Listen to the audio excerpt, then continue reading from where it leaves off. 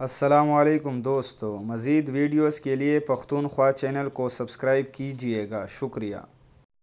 حرمین شریفین کی انتظامیہ نے واضح کیا ہے کہ جمعہ کو صبح 8 بجے ایک عراقی شہری حسین حمید الحیدری نے حرم شریف کی چھت سے مطاف میں چھلانگ لگا کر خودکشی کر لی۔ عراقی جاں بحق ہو گئے جبکہ مطاف میں موجود 2 حاجی زخمی ہو گئے۔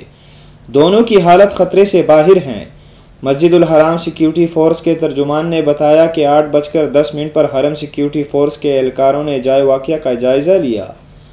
زخمیوں کو ابتدائی مرہم پٹی کے بعد اجیاد جنرل اسپتال منتقل کیا۔ اتباع نے اس کی جان بچانے کی ہر ممکن کوشش کی، تاہم وہ زخموں کی تاب نہ لا کر جل بسا۔